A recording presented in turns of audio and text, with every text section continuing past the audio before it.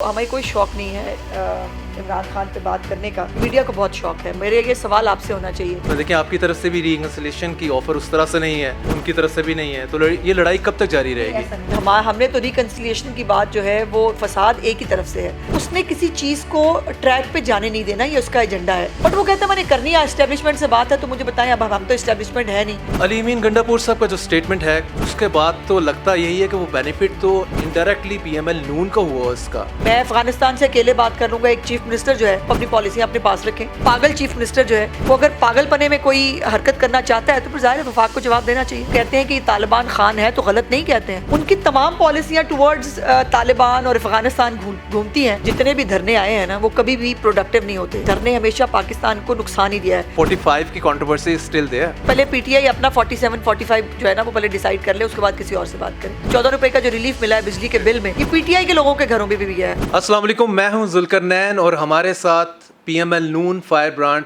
पंजाब की information minister Azma Bukhari साहब। Welcome to the program. Thank you very much Zulqarnain. Azma साहब, ये बताइएगा कि इस टाइम सारी politics for the last 2 year हम देख रहे हैं कि सिर्फ इमरान खान साहब के गिर्द रिवॉल्व कर रही है। तो वो भी टाइम था कि पहले पॉलिटिक्स मियाँ साहब के गिर्द रिवॉल्व करती थी।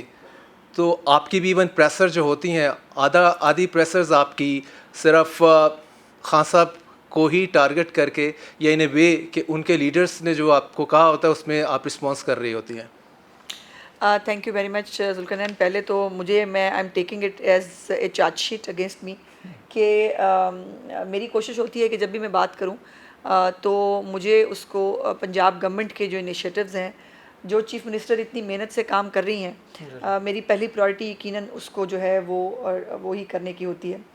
और अगर कभी मैं जो है वो हमें कोई शौक़ नहीं है इमरान खान पे बात करने का, लेकिन प्रॉब्लम ये है कि मीडिया को बहुत शौक़ है। मेरे ये सवाल आपसे होना चाहिए कि मीडिया क्यों इतना फनेटिक है अभी तक टुवर्ड्स इमरान खान, कि उसने ऐसा कौन सा कारनामा सर अंजाम दिया हुआ है कि आपकी पहली 5-10 हेडलाइंस भी सिर्फ पीटीआई के ऊपर होती हैं। जब आप डिस्कस कर रहे हैं और जब आप जो है उस चीज़ों को हाईलाइट कर रहे हैं, फिर उसका जवाब देना हमारी ज़िम्मेदारी होती है, नंबर 1। नंबर 2 ये है कि अगर मैं नहीं भी करूं किसी दिन पॉलिटिकल उस पर बात, मुझसे क्वेश्चन कर लिया जाता है, फिर यह है कि वो सारी प्रेशर बैकग्राउंड में चली जाती है और वो जो सियासी सवाल है वो हो जाता है। तो इसलिए मेरी बजाय ये मीडिया को ये बात सोचनी और समझनी चाहिए कि हम एक फितना ग्रुप को, हम एक फसाद, एक इस वक्त मुल्क के अंदर स्टेबिलिटी आने शुरू हुई है, इकॉनमी बेहतर होने शुरू हुई है, सिंगल डिजिट पे महंगाई चली गई है, पेट्रोलियम की कीमत में अभी फिर आप अगले दिन आने वाले दिनों में एक बड़ी जो है वो कमी देखेंगे, आईपीपीज़ के साथ हम दोबारा बात कर रहे हैं। इन तमाम चीज़ों की बजाय आप इमरान खान जो है वो डियाला में उन्होंने क्या कहा, इमरान खान की पार्टी के लोगों ने क्या कहा, बाहर आके वो जो ख़ताब करते हैं वो मतलब वो दिखाना सबके लिए फ़र्ज़ ऐन है। आप लोग ना करें तो पाकिस्तान के लोग भी इंटरेस्टेड नहीं है और हम तो बिल्कुल इंटरेस्टेड नहीं है इमरान खान पे बात करने। लेकिन जब तक कन्फ्रंटेशन की पॉलिटिक्स चलती रहेगी तो उसमें तो यही कर रहा है? आप इसमें देखें, आपकी तरफ से भी रिकंसिलिएशन की ऑफर उस तरह से नहीं है, अच्छा। उनकी तरफ से भी नहीं है, तो ये लड़ाई कब तक जारी रहेगी? ऐसा नहीं है। हमने तो रिकंसिलिएशन की बात जो है वो फसाद एक ही तरफ से है। हम तो रिकंसिलिएशन की बात इस वक्त जो प्राइम मिनिस्टर साहब हैं वो अपोजिशन लीडर थे जब इसके दौर में, उन्होंने वो जब आते थे ना बेचारे प्रोडक्शन ऑर्डर पे, तब भी उन्होंने आके कहा था कि आओ मिसाक मीशत करते हैं, आओ बात करते हैं। फिर जब पाकिस्तान पे स्ट्राइक्स हुई, वो अभिनंदन वाला इशू हुआ, हम तब भी साथ बैठे, ये तब भी प्राइम मिनिस्टर होता हुआ भी साथ नहीं बैठा। तो कोरोना आया, ये तब भी साथ नहीं बैठा। तो ये इसका साइकोलॉजिकल प्रॉब्लम है। मेरी पार्टी ने, मेरे प्राइम मिनिस्टर ने इस गवर्नमेंट के अंदर भी, प्राइम मिनिस्टर होते हुए भी, पिछले 16 महीने में भी कहा था, इस दफ़ा भी कहा, लेकिन उसने किसी चीज़ को ट्रैक पे जाने नहीं देना, ये उसका एजेंडा है। ये भी आपको अब तो खैर ओपन सीक्रेट है कि जब मुज़ाकरात हो रही थी इलेक्शन की डेट के लिए, तो बाकायदा कमेटीज़ जो हैं वो इलेक्शन की डेट पे कंसेंसस करके बैठ गई थी। उसने सबोटाज कर दिया था, उसने कहा हम नहीं बांधते। अब वो जो है वो हम तो कह रहे हैं बातचीत करनी चाहिए, बातचीत सियासी जमातों को करनी, बट वो कहता है मैंने करनी है, एस्टेब्लिशमेंट से बात है तो मुझे बताएं। अब हम तो एस्टेब्लिशमेंट है नहीं, हमसे वो बात करना चाहता नहीं, तो हम क्या करें? सो इसलिए ये ब्लेम हम पे डालना या ओनस हम पे डालना ये नामुनासिब है। अली अमीन गंडापुर साहब का जो स्टेटमेंट है, उसके बाद तो लगता यही है कि वो बेनिफिट तो इनडायरेक्टली पीएमएल नून का हुआ उसका, उनकी सारी लीडरशिप पे ऊपर क्लैम्प डाउन 10 के करीब एमएनएज अंदर हैं इस टाइम। देखिए आप कहीं वो काइंड ऑफ डबल एजेंट तो नहीं है? ये पता करना चाहिए पीटीआई को खुद। मैं I M nobody, you know, मैं, लेकिन वो ज़रा देखें, वो अभी कह रहे हैं अली अमीन गंडापुर जो है वो जोश जज्बात में ज़्यादा बोल गए। इमरान खान साहब भी जोश जज्बात में काफ़ी सब कुछ बोलते हैं, और जो वो लाइन देते रहे हैं, अली अमीन गंडापुर भी वो पहली दफ़ा नहीं किया उसने। अली अमीन गंडापुर ये गंदी ज़बान कई दफ़ा पहले भी इस्तेमाल कर चुका है, तो ये उसका एक ट्रैक रिकॉर्ड है, और वो बहुत कुछ सब कुछ सोच समझ के उसका बेनिफिशियरी तो पीएमएल नून की गवर्नमेंट है एज ए होल। अगर आप देखें मजीद फर्दर कॉर्नर हुई है पीटीआई उनके स्टेटमेंट के बाद। वो अपनी हरकतों से जो है ना कॉर्नर हो रहे हैं, अभी मजीद होंगे। देखिए, मैं अफ़गानिस्तान से अकेले बात कर लूँगा। एक चीफ मिनिस्टर जो है वो फेडरेशन को ये वो दे रहा है कि मैं अकेले ही अफ़गानिस्तान से बात कर लूँगा, आप अपनी पॉलिसियाँ अपने पास रखें। ये कहाँ से जस्टिफाइड है? ये कहाँ की, मतलब इसको कौन सी रियासत बर्दाश्त करती है? और दूसरी बात यह है कि आप पुलिस को मारेंगे, आप पथराव करेंगे, आपको इजाज़त मिलेगी बड़ी मुश्किल से, उसके बाद इजाज़त का फिर गलत इस्तेमाल करेंगे, तो ये अपनी हरकतों और करतूतों से जो है वो कॉर्नर हो रहे हैं। इनको हम कोई कॉर्नर, हमारे पास टाइम ही नहीं है इतना। एक इंप्रेशन ये भी आ रहा है ना कि ये जो इनके स्टेटमेंट्स हैं इतनी कंट्रोवर्शियल, ये at the end of the day paving the way for the governor raj. ये तो उनको सोचना चाहिए कि एक तो इस मुल्क, एक तो सूबे के हालात क्या हैं, लॉ एंड ऑर्डर की बहुत बुरी सिचुएशन है उस वक्त, और अब दोबारा ये देखें ना, जब हम कहते हैं कि तालिबान खान है तो गलत नहीं कहते हैं। उनकी तमाम पॉलिसियाँ टुवर्ड्स तालिबान और अफ़गानिस्तान घूमती हैं। वही तालिबान हमें आके मारते हैं, पाकिस्तानियों को आके अटैक करते हैं, तब ये उनके भी जो है वो सगे बन जाते हैं पाकिस्तानियों की। दूसरी तरफ ये तालिबान के भी साथ हैं। ऐसे नहीं हो सकता। इनको एक लाइन क्लियर करनी पड़ेगी, और एक सूबा जो है वो वफाक को डिक्टेशन नहीं दे सकता। पॉलिसी जो है सिक्योरिटी की पॉलिसीज़ हैं वो वफाक ने बनानी है। एक सूबा अगर अपने तौर के ऊपर, बल्कि सूबा नहीं, उसका एक पागल चीफ मिनिस्टर जो है वो अगर पागलपने में कोई हरकत करना चाहता है तो फिर ज़ाहिर है वफाक को जवाब देना चाहिए। तो लड़ाई बढ़ेगी कि ये या एंड होगी गवर्नर राज के ऊपर? मुझे नहीं मालूम। देखिए, मैं प्रेडिक्शंस नहीं करती, लेकिन जिस तरह से जो हालात चल रहे हैं, ये ख़ुद अपने हलके में नहीं जा सकता है। चीफ मिनिस्टर जो है केपीके का, ये वहाँ पर सारे भत्ता दे के ज़िंदा रह रहे हैं। ये हाल है, इतनी पेनिट्रेशन है तालिबान की, और ये वही हैं जिन्होंने एक सदारती ऑर्डिनेंस के ज़रिए तालिबान को जेलों से बाहर निकाला था, और निकाल कर वो सारे आज केपीके के अंदर जो है वो सेटल डाउन हो गए हैं। और ये पाकिस्तान के अंदर जो दहशतगर्दी दोबारा आ रही है, ये उसी का रिप्रिकॉशंस है। राइट, लेकिन उसका आर्मी का रोल आ जाता है इसमें, ऑपरेशन करने के हवाले से केपीके में। तो क्या ये सपोर्ट नहीं कर रहे उनको, केपीके गवर्नमेंट आर्मी को? बिल्कुल नहीं। आप देख तो रहे हैं, वो देखें ना, पॉलिसी बनाने की बात और अफ़गानिस्तान से बात करने की बात, ये एक चीफ मिनिस्टर जो है वो तमाम इदारों को जो है वो सब एक साइड पे करके तो ये बात कर रहा है जो वो नहीं कर सकता, ना लीगली कर सकता, ना कॉन्स्टिट्यूशनली कर सकता, ना उसका ये प्रीव्यू है। अपनी जो इलाके की पुलिस उससे संभाली नहीं जाती, खुद वो भत्ता दे के ज़िंदा रह रहे हैं, और उसके बाद जो है वो पूरी जो ये दहशतगर्दी की वेव है, मतलब क्या वो क्या कहना चाह रहा है? वो कहना चाह रहा है कि मैं अफ़गानिस्तान से बात करके केपीके के अंदर और तालिबान ला के उनको बसा लूँगा, लेकिन फिर पाकिस्तान जाने और उसके बाकी सूबे जाने। ये तो फेडरेशन की बहुत बड़ी नफ़ी है। ये बगावत है, खुली बगावत है, आइन से भी और पाकिस्तान से भी। इसकी इजाज़त नहीं दी जानी चाहिए। ये तो आर्मी के साथ तो बैठे तो हैं अभी वो 6-8 घंटे जिसमें मिसिंग रहे हैं, तो तब भी वो उन्हीं के पास ही थे। तो इस तरह के मामलात के ऊपर क्या इनको बताया नहीं जाता कि जो नेशनल सिक्योरिटी है तो आपने ऑन बोर्ड होना है? उनको बताया सब कुछ जाता है, उनको समझ नहीं आता, वो अलग बात है। क्योंकि दिमाग जब ऊपर से खाली होगा ना बंदे का, और जब आप एक सिंड्रोम में होंगे कि पता नहीं आप बहुत पॉपुलर हैं, आपको पता, आप जो है वो बांग्लादेश मॉडल की वो तैयारी कर रहे हैं, वो खुद ओन करते हैं बांग्लादेश मॉडल की वो तैयारी कर रहे हैं, तो ये फिर उनको बात समझ आएगी भी नहीं, उनको ढंग की बात समझ आ भी नहीं सकती। और ये उनके पास ही रहते तो शायद बेहतर रहते, लेकिन बाहर निकल के ये स्टेटमेंट दिया उसने अफ़गानिस्तान वाला, तो इससे आप अंदाज़ा लगा लें कि ये पाकिस्तान के लिए कितनी बड़ी थ्रेट है। जी, और चीज़ें और मुश्किल की तरफ जाएंगी। और दूसरा, बुखारी साहब ये बताइएगा कि जो जुडिशल पैकेज है या कॉन्स्टिट्यूशनल पैकेज की बात हो रही है, तो क्यों इतने ज़्यादा इंडिस्पेंसिबल समझे जा रहे हैं काजी फैज़ी साहब जो हैं इस सिस्टम के लिए? वो रिटायर हो रहे हैं अक्टूबर 25 को, let him he get retired. तो मसूर अली शाह साहब का आप नोटिफिकेशन कर दें। देखिए, एक तो ये वफाक का प्रीव्यू है मेरे पंजाब के उसके अंदर तो ये आता नहीं, लेकिन कोई भी इंडिस्पेंसिबल नहीं है, ऐसी कतई तौर पर बात नहीं है। काजी साहब जो है वो अपने बारे में ख़ुद भी जो है फ़ैसला सुना चुके हैं, और ये किसी एक बंदे के बारे में तो है नहीं ना जी। ये देखिए, पार्लियामेंट का एक इख्तियार है कि वो जो है वो कॉन्स्टिट्यूशन के अंदर जो है वो चेंजेस कर सकती है, रीराइट ऑफ द कॉन्स्टिट्यूशन का इख्तियार और किसी इदारे के पास नहीं है, वो नहीं कर सकता। लेकिन बहुत कुछ हो रहा है, मैं अदलिया पे बात करना शुरू करूँगी तो फिर घंटा हमारा उसी पे लग जाएगा। वो सब कुछ पता है आपको कि एक फरीक भी नहीं होता, उसको घर जाके जो है बेल्स भी मिलती हैं, आउट ऑफ द वे जो है वो आउट ऑफ टर्न उनके केसेस भी लग जाते हैं, आम बंदा रुल रहा है, लाखों केसेस जो है वो पेंडिंग पड़े हैं। सो जजों की तादाद बढ़ाना हो, जजों को जो है वो फैसिलिटेट करना हो, अदलिया के जो इदारा है उसको बेहतर करने की जो है वो कोशिश पार्लियामेंट को करनी चाहिए। राइट। और ये 3 साल की जो है उनकी उम्र मुद्दत मुलाजमत में जजेस की, दैट इज़ ऑलमोस्ट फाइनल और ऑलमोस्ट सर्टेन। मैं नहीं कह सकती, जब तक कोई चीज़ पार्लियामेंट से एज ए पार्लियामेंटेरियन मैं समझती हूँ, बहुत सारी चीज़ें टेबल पे आती हैं, रिकमेंडेशंस भी आती हैं, सजेशंस भी होती हैं, लेकिन जब तक एक चीज़ जो है वो फाइनली पार्लियामेंट से प्रूव ना हो जाए, पार्लियामेंट में पेश होते हुए बहुत सारी अमेंडमेंट्स आ जाती हैं, बहुत सारी चीज़ें हो जाती हैं, तो जब तक वो ना आ जाए मैं इस पोजीशन पे बैठ के कोई भी इररिस्पॉन्सिबल रिमार्क नहीं देना चाहती। कह रहे हैं एक इम्प्रेशन है पूरा, बल्कि पूरी डिबेट है कि फॉर्म 45 का जो रोला है, बेसिकली जो अकॉर्डिंग टू पीटीआई घोटाला हुआ फॉर्म 45 का 47 की कंट्रोवर्सी है, अगर काजी साहब वहाँ पे ना हुए या काजी साहब लाइक सीजे वहाँ पे ना हुए तो प्रॉब्लम होगा for the PML. Noon government घर भी जा सकती है अगर वो 20 के करीब या 25 के करीब कॉन्स्टिट्यूंसीज रीओपन हो जाती हैं, ऑडिट हो जाता है उनका। देखिए यही बात है जो अब जो हमें कह रहे हैं ना, हम अदलिया को कंट्रोवर्शियल नहीं कर रहे, ये कर रहे हैं। हमारे जज क्या होता है? जज सबके जज होते हैं, हमारे जज कौन से होते हैं? पीटीआई के जज कौन से होते हैं? और ये जो इम्प्रेशन है कि एक जज साहब के जाने से बाकी जो जज हैं वो हमारी लाइन पे चलने वाले हैं, ये बहुत ख़तरनाक इम्प्रेशन है और मैं इस इम्प्रेशन को बिल्कुल जो है वो किसी तौर पर सपोर्ट नहीं करती।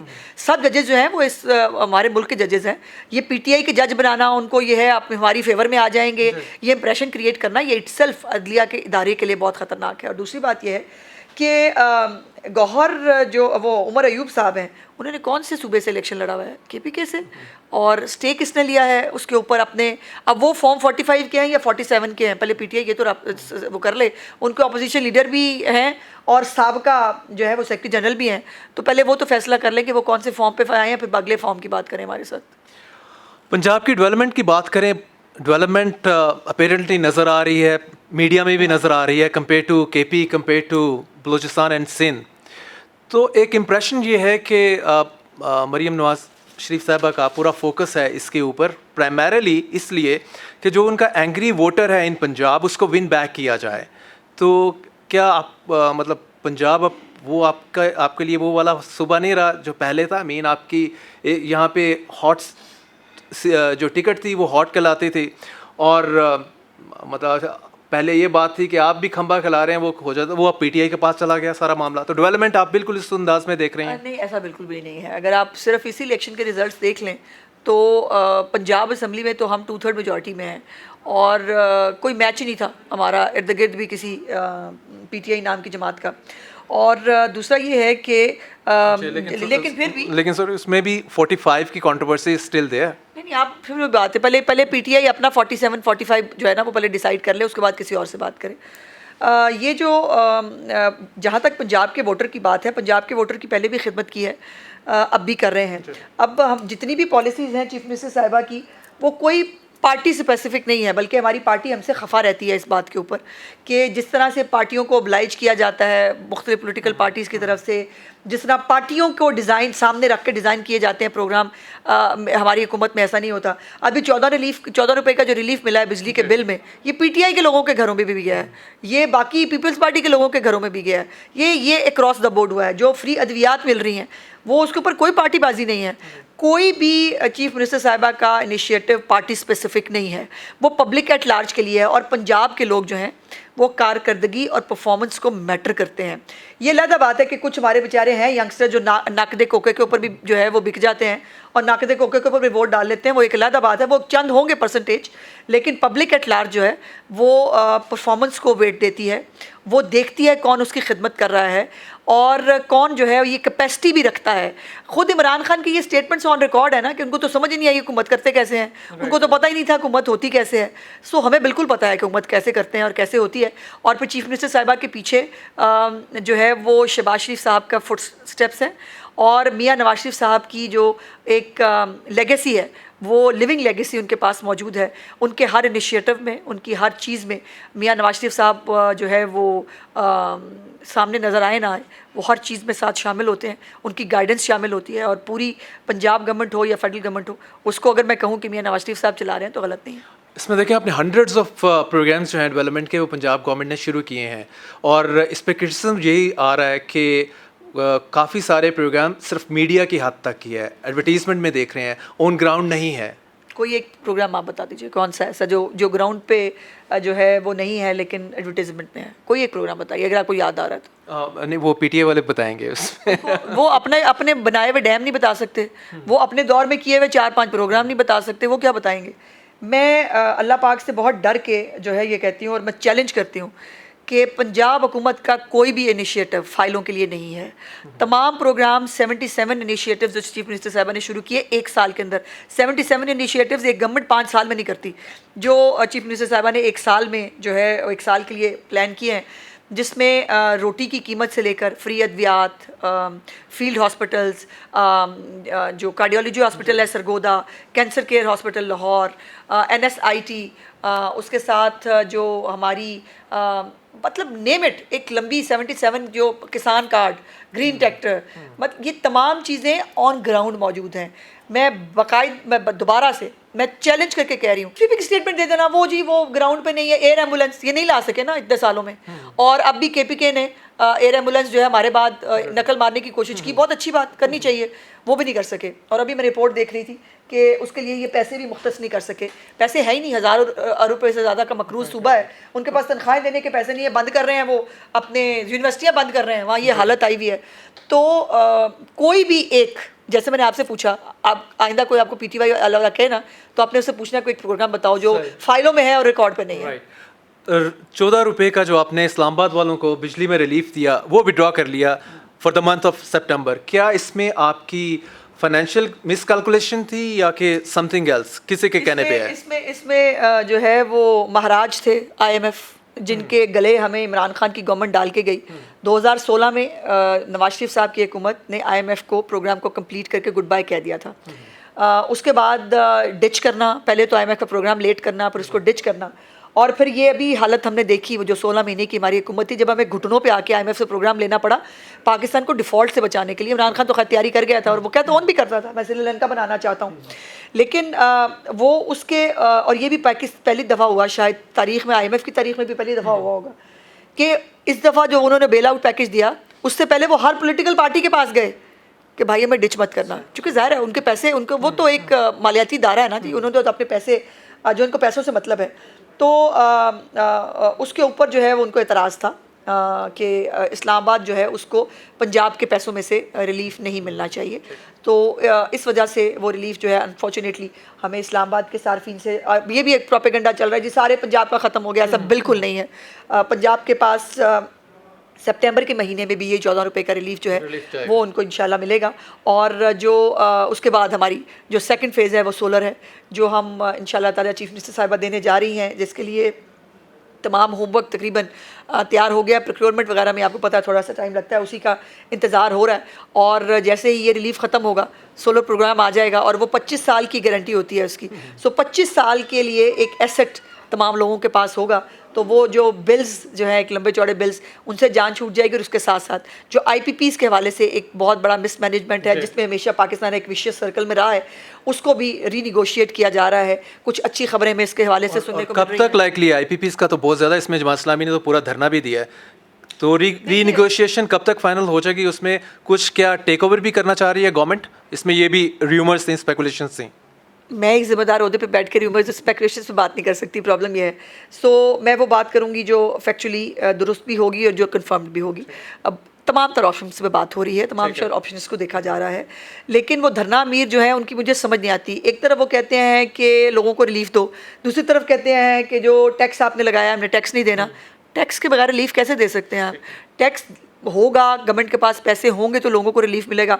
तो धरना अमीर साहब का काम सिर्फ धरना देना है, वो धरना खेलते रहते हैं, तो लगे रहे, खुशी है उनकी, तो क्या फ़र्क पड़ता है। लेकिन उनको आपने स्मार्टली घर भी तो भेज दिया, धरना पैकअप करवा दिया उनका, without achieving any concrete objective ना at the end of the day. देखिए, ये पाकिस्तान की तारीख रही है, जितने भी धरने आए हैं ना वो कभी भी प्रोडक्टिव नहीं होते। धरने हमेशा पाकिस्तान को नुकसान ही दिया है। वो चाइनीज़ प्रेसिडेंट का जो है वो डिले कराना हो उनका आमद, और ये सीपैक को डिले करना हो, या पाकिस्तान के अंदर अफरा तफरी क्रिएट करके हालात को ख़राब करना हो, ये सब हो सकता है। पाकिस्तान को इसका फ़ायदा कभी नहीं होता। तो ये हमने जो है वो ये आम आदमी का रिलीफ उसका हक बनता था, जिसके ऊपर ये धरना अमीर से पहले हम तो वोट लेके आए ना। धरना अमीर साहब को तो वोट ही नहीं पड़े। धरना अमीर साहब जितने लोगों का वो करते हैं, वो कहते हैं हमारे पास इतने लोग हैं, उतने तो उनको वोट नहीं पड़े हुए। तो ये जो हमने लोगों से वोट लिए हैं, हम ही ने दोबारा वापस जाना है, और अल्हम्दुलिल्लाह दोबारा लोगों ने हमें ही वोट दे के वापस भेजना है। सो ये हमारी लाइबिलिटी है। इस पर धरना अमीर कुछ करें ना करें, घर पर बैठ के चाय पिए, हमें कोई फ़र्क नहीं पड़ता। सोशल मीडिया दर्द सर है पीएमएल नून का। पीएमएल नून को जो बैक कर रहे हैं उनका भी मुझे पता है विशियस मीडिया कहलाता है, कहा जाता है आपकी साइड से। और इवन जो टर्म यूज़ करती है पीएमएल नून, वो डिजिटल टेररिज्म के। Before moving forward to overall social media scenario, पहले तो मैं आपका केस पूछ लूँ ना। वो आपका भी फेक वीडियो का केस और आप हाई कोर्ट में हैं, पहले तो वो बताएं उस हवाले से। तारीख़ पे तारीख़ और वो तारीख़ पे तारीख़ जो है वो चल रही है, और मैं शक्ल देख रही हूँ इदारों की भी, और पूरा मुल्क देख रहा है कि ये अगर ये हालत है जो एक ज़िम्मेदार ओहदे पे होते हुए अगर मेरे साथ ये हो रहा है, तो आम औरत जो है जो ब्लैकमेल होती है, या आम औरत की फ़ेक वीडियोस डाल के उसको जो है वो ब्लैकमेल किया जाता है, और अल्टीमेटली वो फिर जो है वो भी ये ख़बर चल रही है कि वो ऑस्ट्रेलियन पीएम जो हैं वो भी पार्लियामेंट में कानून ला रहे हैं कि ये जो यंगस्टर्स हैं हमारे, बग़ैर सोचे समझे जो डिजिटल प्लेटफॉर्म्स को इस्तेमाल करने का वो है। पूरी दुनिया में कहीं पर भी डिजिटल जो प्लेटफॉर्म्स हैं वो बग़ैर रेगुलेशंस के नहीं चलते, नहीं चल सकते। अमेरिकन आपको पता है एक स्टेट्स के अंदर उन्होंने टिकटॉक पे पाबंदी लगाई, उन्होंने कहा नहीं हो सकता। हर एक मुल्क ने रेगुलेशंस बनाए हैं। यहाँ पर हम कहें कि रेगुलेट करें तो ये अजहारे राय पे आपके लोग निकल आते हैं वो झंडा लेके। रेगुलेट के लिए पूरा एक कानून आया, बाद में वो डेफर हो गया। एफआईए से पावर लेके एक नई एजेंसी बनाई गई, लेकिन वो अभी फिर उसको डेफर कर दिया। क्योंकि आप और आपके जो हमारे साथी हैं उनको झंडा लेके निकलने का बहुत शौक़ होता है, बगैर सोचे समझे कि ये जो आप हम पे प्रज्यूम करके कि हम पे होगा, वो देखते हुए अगर उसको सोसाइटी में पब्लिक एट लार्ज पे फ़ायदा हो सकता है, आप उसको होने नहीं देते। इस पर मेरा आपसे बहुत, जो हमने डेफेमेशन लॉ बनाया था, अब ये बताएं कि जो डेफेमेशन लॉ पंजाब में बना था, अब वो उसके ऊपर स्टे लेके आप लोग बैठे हुए हैं। मैं किसके पास जाऊँ? मेरे पास क्या रेमेडी अवेलेबल है कि जिसको मैं अवेल करूँ? देखिए, डिजिटल जो प्लेटफॉर्म्स हैं उसको रेगुलेट किए बगैर किसी मुल्क में ना वो चलते हैं ना चलने चाहिए। अब मेरे केस के अंदर ही उन्होंने जवाब जमा कराया कि जी एक्स को लिखते हैं वो जवाब नहीं देता, फेसबुक को लिखते हैं वो जवाब नहीं देता। वो चीफ साहबा ने पूछा कि जो कोई ट्रीटी होगी, ज़ाहिर MOU को साइन किया होगा आपने? उन्होंने कहा जी ऐसा कुछ भी नहीं है। और जो दफ्तर वफ्तर उन्होंने बनाने होते हैं, जो हर मुल्क में दफ्तर हैं, इंडिया में दफ्तर हैं सबके, हमारे पास कोई दफ्तर भी नहीं है पाकिस्तान के अंदर। तो फिर जो लोग स्टेट ऑफ पाकिस्तान को जो है वो एक्नॉलेज नहीं करते, उनकी ऐप्स को नहीं होना चाहिए पाकिस्तान में। राइट। देखिए, सोशल मीडिया को आप दो तरह से लेना। एक तो हम यूएस के हवाले से वो फर्स्ट अमेंडमेंट आई, उसके बाद फ्री स्पीच को उन्होंने इंश्योर कर दिया। आप किसी के खिलाफ भी बात करें, कोई मसला नहीं है। और यहाँ पे भी गवर्नमेंट फंक्शनरीज को या पब्लिक ऑफिस से होल्ड कर रहे हैं, उनको कोई प्रॉब्लम नहीं होना चाहिए। क्रिटिसिज्म आ रहा है उसको रिसीव करें, नो प्रॉब्लम। और दूसरा ये है कि लाइक वही जो आप वाला केस है जिसमें आपका fake video, doctored video upload हो जाता है या मेलाइन करने के लिए होता है, वो उसको तो यूएस में भी पकड़ है, उसको तो यहाँ भी पकड़ है, उसका भी कानून है। कोई पकड़ नहीं है। मुझे बताएं आज तक कौन पकड़ा गया है? वो हमारा जस्ट लाइक एफआईए की कैपेबिलिटी नहीं उसमें। ऐसा नहीं है। देखिए, डेफेमेशन लॉ पूरी दुनिया में मौजूद है, और डेफेमेशन जो है वो इतनी स्ट्रॉन्ग पकड़ होती है उसकी कि उसके ऊपर कोई महज़्ज़ब माशरे में बच नहीं सकता। यहाँ पर आपके बनने नहीं देते, आप लोग उसके ऊपर बात करने नहीं देते। दूसरी बात यह है कि और ना कोई पकड़ा गया है by the way. Free speech के साथ मिंगल कर देते हैं ना, मिक्सअप कर देते हैं। ऐसा नहीं है। फ्री स्पीच पे आज भी कोई किसी को प्रॉब्लम नहीं है, क्रिटिसिज्म पे कोई प्रॉब्लम नहीं है, लेकिन बगैर सोचे समझे मुझे चोर डाकू कह देना, मेरे पे इल्ज़ाम लगा देना जिसके पास कोई सबूत नहीं है, वो तो पॉलिटिकल स्टेटमेंट टाइप हो जाती है ना कई चोर डाकू वाली आपके सामने। आपसे मैं ये एक्सपेक्ट नहीं करती। नहीं, खुद political statement. Let me complete. Very sad of, मतलब सुन के मुझे आपसे आपके मुंह से लेट मी कंप्लीट प्लीज। कि किसी को चोर डाकू कहना पॉलिटिकल स्टेटमेंट है। आप किसी के ऊपर इतना बड़ा इल्ज़ाम लगा रहे हैं कि यही तो बात है कि हमारे मुल्क के अंदर से ना सेंसिटिविटी ख़त्म हो गई है इश्यूज़ के बारे में। किसी को चोर डाकू कहना ऐसे रूटीन की बात है, एक जैसे आप जोक कर रहे हैं, आप किसी को चोर डाकू कह रहे हैं। चोर डाकू का मतलब है कि आप उसकी क्रेडिबिलिटी को ज़ीरो कर रहे हैं। आप उसे कह रहे हैं तुमने चोरी की है, आप उसे कह रहे हैं तुमने डकैती की है, और आपके मुताबिक ये बड़ी सिंपल सी एक political statement. I am sorry, ये पॉलिटिकल स्टेटमेंट्स ना किसी महज़ब माशरे में चलती हैं। अगर एक चीज़ ऐड कर दूं मैं, आपकी ही पार्टी के हवाले से है, वो यही है कि इवन जब PTI on the right side of the establishment थी, तो हमारा सारा ब्रॉडकास्ट मीडिया वो इस चीज़ को हैमर करता रहा है, और चोर डाकू आप पीएमएल नून पे लेबल इसका लगता रहा है। 8-10 साल इसके ऊपर पूरा सिलसिला चलता रहा, तो वो इस चीज़ को करके कि this is a political statement, और कोई माइंड नहीं कर रहा है इसको। नहीं, हम बहुत माइंड करते हैं बगैर किसी वजह के। उस वक्त नो, उस वक्त भी हम देखिए, हम अब माइंड करने का मतलब ये है कि मैं किसी का सर फाड़ दूं, मैं किसी को कत्ल कर दूं। माइंड मैं कर रही हूं, हम कर रहे हैं माइंड, लेकिन बात यह है कि आपने एक टेक्सचर बना दिया सोसाइटी का, आपने एक मोल्ड कर दिया सोसाइटी को, इम्यून कर दिया शायद इस वर्ड से कि चोर डाकू कहना बड़ी रूटीन की बात है, कह लें, कोई फ़र्क नहीं पड़ता। ये इस कल्चर से हमें बाहर निकलना पड़ेगा। अगर कोई चोर डाकू है, उसको चौक में साबित करें वो चोर डाकू है, उसको सज़ा दिलाएं। लेकिन अगर कोई चोर डाकू नहीं है, तो अपने ज़ाती मफाद के लिए, अपने सियासी मफाद के लिए आप किसी को चोर डाकू कह के उसकी तौहीन करने का इख्तियार ना मीडिया के पास है, ना किसी पॉलिटिकल पार्टी के पास है, और ये जो है वो काबिल बर्दाश्त भी नहीं है। सो इसलिए ये इसको बराए मेहरबानी मीडिया भी अपनी ज़िम्मेदारी पूरी करे।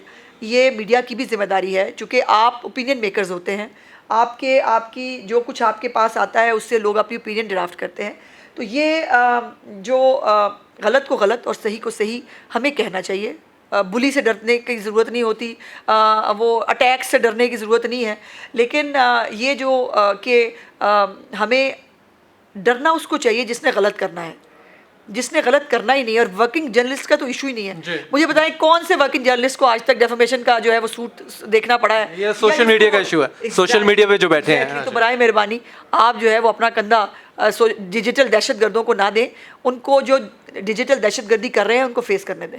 इसमें एक चीज़ बताते चलें कि इसमें इदारों की जो कैपेबिलिटी है वो भी तो इन क्वेश्चन है। लाइक FIA, अगर हम उसकी बात कर लें जो UK में हुआ, राइट्स हुए, तो आप देखें कि कहाँ से सोशल मीडिया को लेके उन्होंने कहा जी ये ट्रैक करते करते, ये एक पाकिस्तानी भी था इसमें इन्वॉल्व, लाहौर का फिर पकड़ा और टिप ऑफ किया UK की एजेंसीज ने, और फिर FIA ने उसे पकड़ा। अभी वो खैर एक्विट हो गया इससे, लेकिन पॉइंट ये है कि हमारे यहाँ तो आपका चाहे FIA है या दूसरे इदारे हैं, उनके पास कैपेबिलिटी नहीं है। Thank you very much for supporting my case and my case is कि एक तो वो UK जो हमें बैठ के फंडामेंटल राइट्स याद कराता है, जिसके ख्याल में इमरान खान को चोरी जो डकैती उसने की है उसकी खुली छुट्टी मिलनी चाहिए।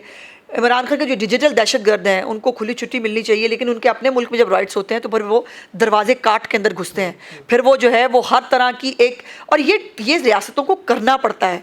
ये कैपिटल हिल वाले वाक़े में अमेरिका ने भी किया था, लेकिन वो हमें भाषण दे रहे होते हैं इन रिटर्न। दूसरी बात यह है कि ये जो डिजिटल दहशतगर्द हैं, ये एक साइकोलॉजी है ना, यानी जो मैंने कह दिया वो ठीक है, उसके बाद आप जो कह रहे हैं मैं नहीं मानता, मैं नहीं सुनना चाहता। अब इनको किसी ना किसी रूल्स रेगुलेशंस के अंडर तो लाना पड़ेगा ना, और UK में भी वो भी उसमें भी ये कर रहे हैं। लेकिन हमारे यहाँ पे रूल्स, वो आप कहते हैं कोई रूल होना ही नहीं चाहिए, कोई बात होनी नहीं चाहिए यहाँ पे, वो बुनियादी रूल्स। एक मिनट, वहाँ के मीडिया ने भी जिम्मेदारी का मुजाहरा किया, उन्होंने सपोर्ट किया अपनी गवर्नमेंट को, और उन्होंने कहा कि जो ये डिजिटल दहशतगर्द हैं उनको किसी को ग्लोरीफाई नहीं किया वहाँ के मीडिया ने बैठ के। किसी ने जो है वो बेचारी फलानी, बेचारा फलाना, उन्होंने ये नहीं किया। उन्होंने कहा कि इसने ये गलत किया है, इसकी इस पोस्ट से जो है अफरा तफरी फैली है, इसकी पोस्ट से जो है वो राइट्स हुए हैं, इसके ऊपर ज़ीरो टॉलरेंस है। हम क्यों नहीं कर सकते? ये मुल्क हमारा, हमें नहीं चाहिए? इस मुल्क में पहले थोड़ी आग लगी हुई है, पहले थोड़े मसाइल हैं कि अब हम ये जो है वो बुनियादी हकूक़ के नाम के ऊपर जो है वो हमने हर एक डिजिटल दहशतगर्द को, हर दहशतगर्द को छुट्टी। फिर दहशत, अगर यही बात है तो फिर तालिबान जो है फिर ठीक है, उनको भी तो बुनियादी को फिर उनको भी दें। मेरा इससे यही क्वेश्चन था कि FIA हो गया या अलाइड एजेंसीज हो गई, उनकी कैपेसिटी नहीं, मैंने कहा उनकी कैपेसिटी भी नहीं है कि वो ट्रैक डाउन कर सकें। ट्रैक डाउन करने में उनको इतना टाइम लग जाता है। और फिर उनका पॉइंट ऑफ व्यू, मैं तो खैर उनसे कन्विंस नहीं हूँ, लेकिन उनका पॉइंट ऑफ व्यू यही है कि जी हमें कोई जवाब नहीं देता, जो मैं बता चुकी हूँ आपको। वो कहते हैं कि जी हम ट्रेस करके हमने लेटर्स लिखे हैं, उसको कोई जवाब नहीं देता, तो मैं क्या करूँ। अब वो क्या करें। और कैपेसिटी के इश्यूज़ हैं, इसमें कोई दूसरी राय नहीं। हमें अपने साइबर विंग को और ज़्यादा स्ट्रेंथन और स्ट्रॉन्ग करना होगा, और इस पर क्रॉस द बोर्ड हम सबको जो है वो एक ज़बान होना पड़ेगा। और बराए मेहरबानी मैं फिर आपको आपकी ज़िम्मेदारी याद दिलाऊंगी कि हमें मीडिया को भी इस मुल्क पर रहम खाना चाहिए। अपने जो है वो चंद ऐसे लोग घुस बैठिए, जिनको मैं कहूँगी जो अपने आप को साफ़ी कहते हैं वो एक प्रोपेगेंडा सेल के मेंबर, झूठी खबरें देना उन पर ख़त्म है, और मुल्क में अफरा तफरी के लिए वो बाकायदा तौर पर एक आग मुहैया करते हैं, उनको सपोर्ट करना जो है वो हमें छोड़ देना चाहिए। और इसी में मैं ख़वातीन के हवाले से क्वेश्चन कर लूँ कि आम ख़वातीन को लेके नंबर ऑफ़ कंप्लेंट्स हैं इन थाउजेंड, अगर FIA के पास, जो उनकी डॉक्टर्ड वीडियो टैम्पर्ड वीडियो और पिक्चर अपलोड होती हैं इंटरनेट पे, सोशल मीडिया के ऊपर, लेकिन action, in terms of action देखें तो 0/0 काइंड ऑफ सिचुएशन है। इसीलिए है ना, बिकॉज हमारा कोई MOU ही नहीं है। इसीलिए है ना कि मैं फेसबुक और X और ये टिकटॉक वगैरह में बॉदर ही नहीं करते, वो हमें सीरियस ही नहीं लेते। इसीलिए मेरे लिए भी बड़ा आसान था कि मैं ये एक आधा दिन उछलती बात, फिर ये ख़त्म हो जाती, मैं इसको अंडर द कार्पेट डाल देती। लेकिन इसको इस तरह पब्लिक डोमेन में लाना, रोज़ इसका डिस्कस होना, जब मैं केस में जाती हूँ वो डिस्कस तो होता है, दोबारा लोगों को याद आता है। मैंने अपनी कॉस्ट के ऊपर ये लड़ाई लड़ रही हूँ कि अगर मेरे केस के ज़रिए कोई रूल्स रेगुलेशंस बन जाए, अगर मेरे केस के ज़रिए MOUs बन जाएं, अगर सोशल मीडिया रेगुलेशंस जो हैं वो किसी तरह जो है वो डेवलप हो जाएं, जिस पे फिर तमाम औरतों की जो ज़ात है वो महफूज हो जाए। मुझे इसकी बहुत बड़ी कीमत अदा करनी पड़ रही है, बट कोई बात नहीं, मुल्क के लिए और अपने मुल्क की औरतों के लिए अगर मैं ये कर पाऊंगी तो मैं समझूंगी बहुत बड़ा फ़र्ज़ अदा किया मैंने। आखिर में बताते जाएँ कि चीफ मिनिस्टर साहबा ने जो बॉडी कैम का जो है अनाउंस किया है कि हर कॉप जो है, हर पुलिस वाला वो बॉडी कैम लगाएगा, ताकि जिस तरह ये किसी भी इंसिडेंट में पता चले कि पुलिस वाले की गलती थी या कि जिनको वो पकड़े हैं उनकी तरफ से कोई इशू था। चूँकि अब फिर वही बात है ना कि डिजिटल आप बैठ के मज़लूम को जो है वो आप जालिम, और जालिम मासूम बन जाता है, और वो एक ही ट्विस्ट करके हालात और वाक़यात को। देखिए, मैं पुलिस को ये नहीं कह रही कि पुलिस 100% दुरुस्त होती है या हर वाक़यात में दुरुस्त होती है, लेकिन हर वक्त गलत भी नहीं होती। और पुलिस को अटैक करना, पुलिस को मारना, उनको जो है वो टॉर्चर करना, और उसके बाद फिर मज़लूम और मासूम बन जाना, ये फिर जब कैम्स होंगे तो यकीनन इसको आप रिकॉर्ड कर सकते हैं। दूसरी बात यह है कि पुलिस के अंदर बहुत सारी डिजिटलाइजेशन जो है वो चीफ मिनिस्टर साहबा ने ऑर्डर कर दी है। इतना ह्यूज फंडिंग इस गवर्नमेंट में पुलिस को दी जा रही है जो अनप्रेसिडेंटेड है, और उसमें हर तरह की उनकी कैपेसिटी बिल्डिंग से लेकर उनको इक्विपमेंट की फराहमी से लेकर उनको जो है वो मॉडर्नाइज तरीके पर जो है वो अलाइन करना, ये तमाम चीज़ें चीफ मिनिस्टर साहबा के प्रोग्राम का हिस्सा हैं। और इसमें जो है वो ये बॉडी कैम उसका एक कंपोनेंट है जो कब तक आएगा, कब तक लाइकली है? अर्लीस्ट पॉसिबल उनको कहा गया है। फिर बहुत सारी और प्रोक्योरमेंट जो है वो हो रही है, जो नाइट विजन कैमराज हैं, जो बड़ा सोफिस्टिकेटेड नया असलहा है, जो हमें टेररिज्म से जो है वो लड़ने के लिए अपनी पुलिस को इक्विप करने की ज़रूरत है। कच्चे के डाकू फिर आप टेक ऑन कर लेंगे प्रॉपरली आफ्टर दैट? बहुत जल्दी, बहुत जल्दी।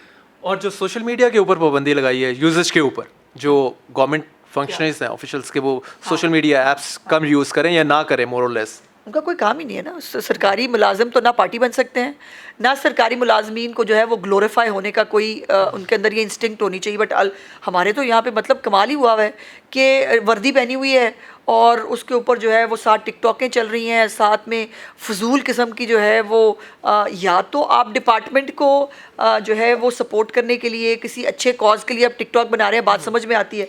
लेकिन जो है वो आपने पकड़ा हुआ है एक खातून, मैंने देखा, मुझे हैरानगी हो रही थी। वो खातून कह रही है मैं यहाँ खड़ी हूँ, बड़ा अत्याचार वो हुई है, जिसने मुझसे मिलना है यहाँ आ जाए। What is this nonsense? ये क्या तरीकाकार है? And this has to be stopped now, it has to be. Thank you very much Usma साहबा, आपके कीमती थैंक यू वेरी मच, बहुत शुक्रिया आपका भी। और नाज़रीन, हमने होस्ट ऑफ इश्यूज़ डिस्कस किए आज़मा साहबा से। I hope you like it.